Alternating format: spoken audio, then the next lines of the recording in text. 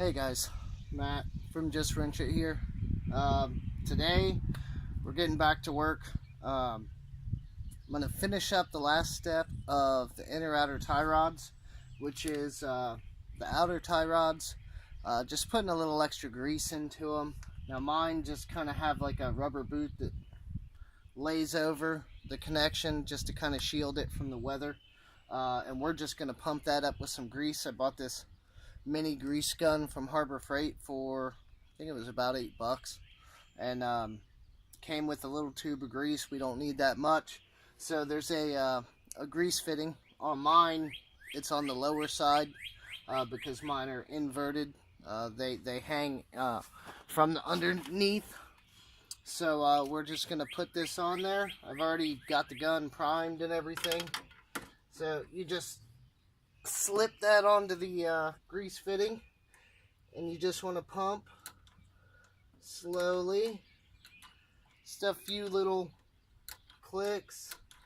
Make sure you can kind of, on mine, lift the boot up a little. See if you're getting grease in yet. I got grease coming out everywhere else on the gun. That's fine. Just a few pumps. And then,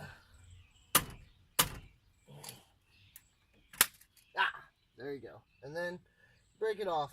Just a little bit in there, just enough to kind of help keep it lubricated and protected. So then that's going to finish out what we're doing on the inner and outer tie rods. Just a little bit of grease. And then we're going to get into these brakes. We'll do the front first since we're already half torn apart, and then we'll get to the rear. So you're not going to see as much of the tear down. I'll go over what I've done so far and kind of show you what I've done. But yeah, you're not going to actually see the tear down. Okay guys, so after pulling this apart, I really looked at it. I got my bracket here for the brake pads, and what you're going to notice here is not only are these actually pretty good pads, but they're really thick too still. And that's unfortunate, very unfortunate, because what had happened was previous owner, whoever wrecked this thing before I bought it, did brakes, but did not have the rotors turned. And if you look at the cross section, still a good amount of meat left.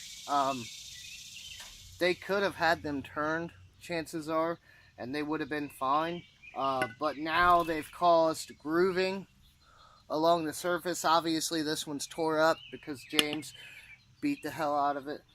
But yeah, it's all grooved. If you run your finger across it, the surface isn't even. Right up towards the outer edge, there's a heavy groove. But I'm no expert, but I would say that these could have been turned, and they didn't do that. So what they've done now is, even though they've done a brake job, they didn't take care of their rotors, which is, you know, one of the main components you need to make sure is in good shape. So then they've caused uneven pad wear. So even though these are, and almost kind of like a, I almost want to say like a glazing effect on the actual pad. I mean, they still were stopping the car fine, but they're just not wearing the way they should, and now they're grooved as well on both sides. So if you're gonna do a brake job, make sure you do it right. I know money and things can be tight, and that can sometimes be an issue, but it's better to do a job right than kind of half-ass it like this. So if they'd have had these turned, then I probably wouldn't even be doing this right now. I wouldn't need to. The brakes would have felt fine. But I suspect, I don't know which one this is, the driver's side or what, but I suspect one of them was actually warped from the uneven wear. I was getting like a rubbing sound periodically when I wasn't braking and driving at low speeds. So yeah, I mean, it just causes all kinds of problems. So replace your rotors, have them turned. I mean, I know that stuff costs a little bit extra, but it's going to make sure that the job's done right and that you actually have good brakes Brakes are probably the most important thing on a vehicle, so make sure you take care of them. Do them right, or take them to a shop and have them done right, whatever you need to do. But yeah, just don't half-ass it, because they spent who knows how much on probably a nice set of premium pads, and they're now junk because they're uneven on the wear. So what we've done here already is we took the caliper off. Now, in my case, mine are really small, but you're going to have some slide bolts in the caliper itself that allows for it to move a little bit as pads wear. You're going to take those off. They usually have these little rubber boots around them. See how that slides in and out? Oh, okay. Mine's like a separate. I see that now. Mine's like a separate. The bolt from the slide pin is separate. A lot of times they're one piece, so just look at your style. But you'll have those slide pins. And then, in my case, I had two larger bolts that actually held the bracket on to the wheel hub assembly. So you take those off, you hang up your caliper. I used a little bungee cord here, and on the other side you want to keep that up like that, because you don't want this rubber hose to break. So hang that up, pull all this off, and this is what you have left. Kind of turn you a little bit, maybe tilt you down. What you have here is your wheel hub here, your spindle, and then behind it, this is just like a dust shield for brake dust. Keep it off other components. You know, they probably don't work that well. Not a huge deal if this is beat up or rusted. So what we have here is essentially a blank surface to do our brakes. Now what we're going to do is we'll put our new pads in this, slap it on. We may have to compress the caliper a little bit with a C-clamp or something, because chances are our new pads are going to be thicker than the ones that we've taken off. So we'll have to compress that a little bit to get it to fit on. And then we'll slide this over. We'll do the same thing on the other side. And then once we get the back complete, we'll bleed the whole system. Now normally you wouldn't have to bleed this, but on the back I'm doing wheel cylinders. So I'll have the lines open, so we'll need to bleed it. But if you're just doing this and you're not opening any lines, not breaking them apart and taking them off, allowing air in, then you really shouldn't have to bleed the system.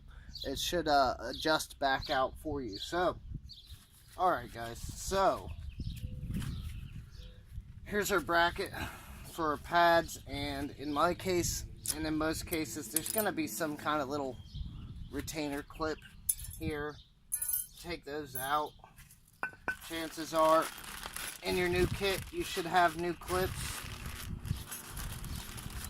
Get this open and figure out which ones fit. These look a little different, kind of like, I don't know, almost like upgraded. How's this go? Uh-oh. They almost don't look right.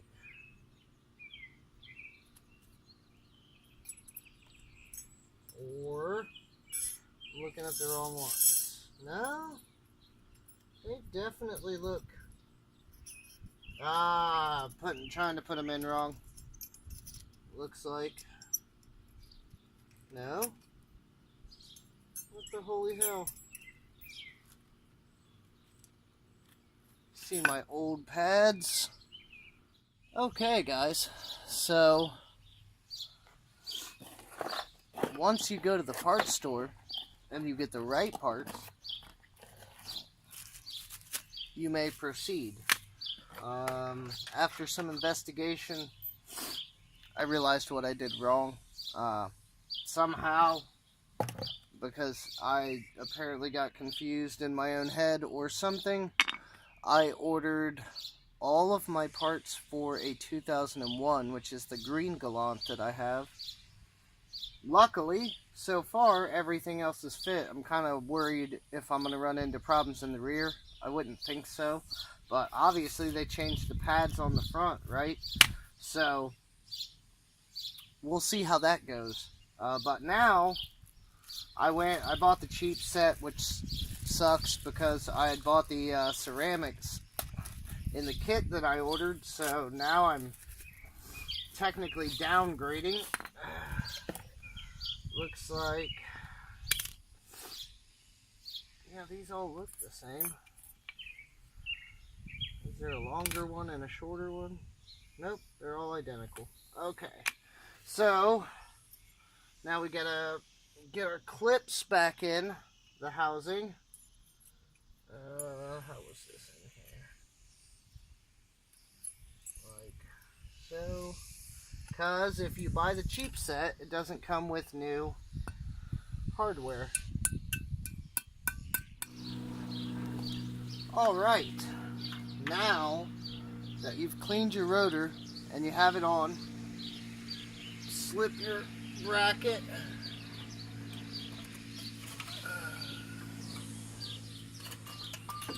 back into place and get these bolts started.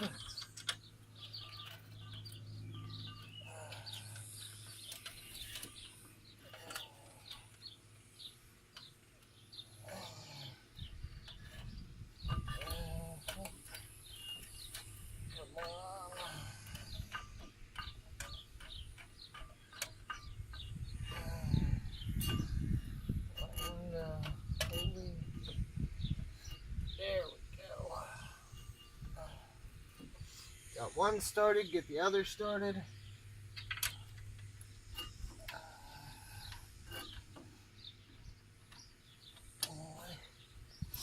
Ooh, here, I can turn this on and try to get you guys another view.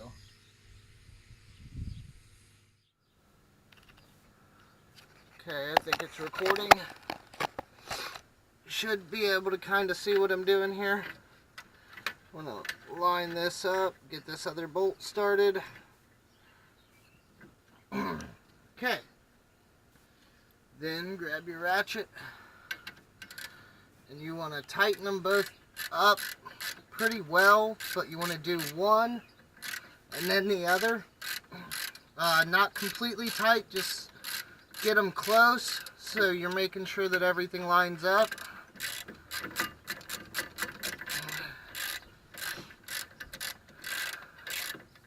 And that should do pretty good. Get them both kind of snug.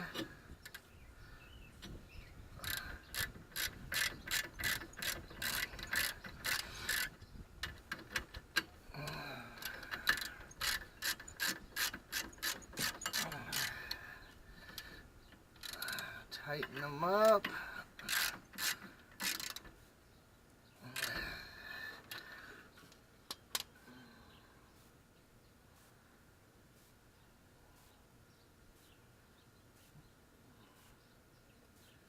Uh-oh. As per one of my buddy's comments, Derek, on the video last night about the tie rods, he said something about my studs. And this thing should be on and recording. Can you see that? Can you see it? These studs are actually messed up. Thanks, James. Hopefully I can get nuts back on them. This is turning into a pain. This thing might not actually get up today. That's what happens when you just whack on stuff with a hatchet hammer, I guess. We're going to continue, though, as if hopefully the lug nut can make sense of that. That's not good news, guys.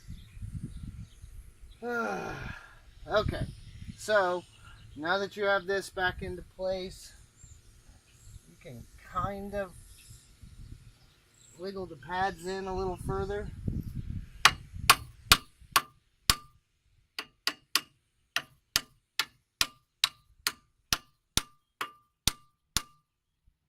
have to get this caliper over it. And this, okay, let me untwist it. This is going to sit over here like this, but as you can, if you're looking on this camera, you can't fit it over it. Now there's two reasons right now, and that's number one, because my pads aren't properly seated to the depth that they need to be at the moment, but also this piston in here needs to be compressed. So we're going to set that right there for now. I'm going to go get a clamp and see if I can compress this and compress these and get this thing back on here. Really trying to give you guys a view of what I'm doing. And you just take the little bolt into what is the slide bolt section here and make sure that shit's on, and then start to start to thread it in. This one is not wanting to cooperate perfectly. See if we can get the bottom one started first.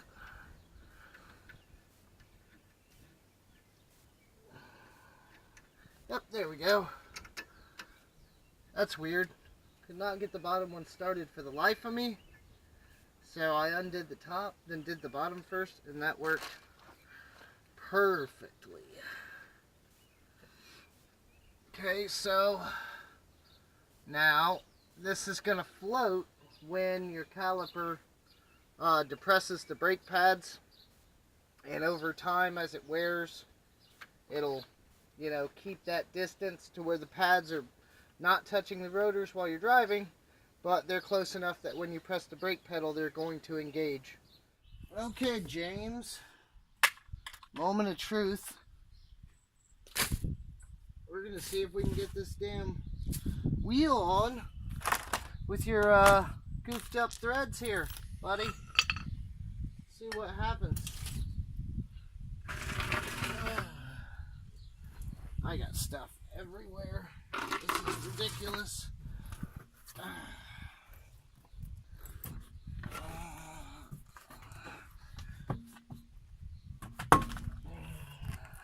Okay. Try to line it up. Okay. See what happens. Okay. So far, so good. It's that last one over there that I'm really worried about. That looked like the one that was beat the worst. Okay.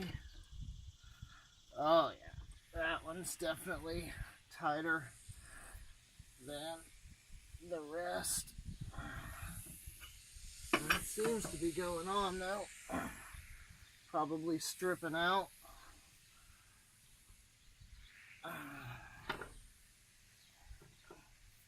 But yeah, all looks well.